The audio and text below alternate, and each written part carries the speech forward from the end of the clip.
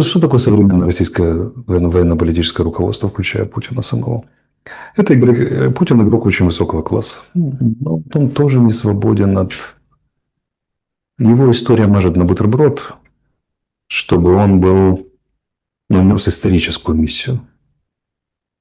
А он хочет остаться всего лишь государственным деятелем.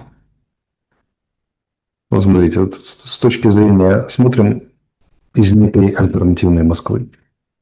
У вас в ключевом коренном образовании, мягком подбрюшье, устраивается антироссийский режим, который последовательно, постепенно устанавливается последовательно, причем вы считаете своими. Сейчас мы это не о правомощности подобных взглядов, но вы искренне считаете их своими.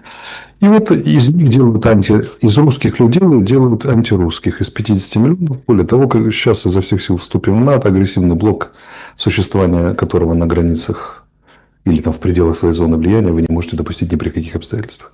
Там начинаются все эти два Майдана, Москаляку на Геляку, все дела 5-10. Ты 15 лет предупреждаешь, или сколько там он предупреждал, начиная с вами с Грузией, что не надо так делать. Там, хорошо, там с 8 по 14 по Крыму. Потом ты забираешь Крым, просишь не делать. Потом Минск-1, Минск-2, не делайте, не делайте, не делайте. А потом вписывают в Конституцию ЕС и НАТО, курс определяется. Ты все еще вежливо предупреждаешь, все еще Минский процесс, нормандский процесс. Там какой-то еще угодный процесс. Не только потом какая-то там, в кавычках, специальная военная операция. Честно говоря, будь я на его месте, я бы 10 лет не возился бы. 2 года поуговаривал бы и вперед.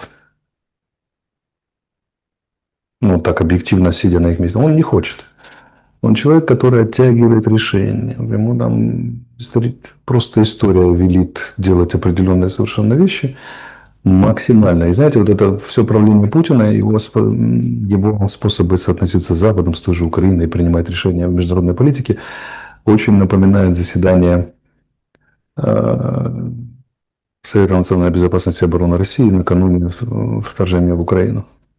Когда, помните, он выдавливал из Нарышкина, главы СВР, вы за или против. Тогда Путин выглядел очень жестко, а Нарышкин очень слабо. Но если поставить историю на место Путина, а Путина на место Нарышкина, то диалог будет ровно такой же. История говорит Путину, ты должен сделать раз, два, три. Я если да, но нет, и так далее, и так далее, и так далее. И вот это очень, очень такой шаг вперед, 2 назад. Длинная история. Отнюдь не success, а сложная история. Поэтому все хорошо все сегодня в международной политике. Помните, мы с вами родили Супермен. Какая эпоха, такие Цезари. И это правда.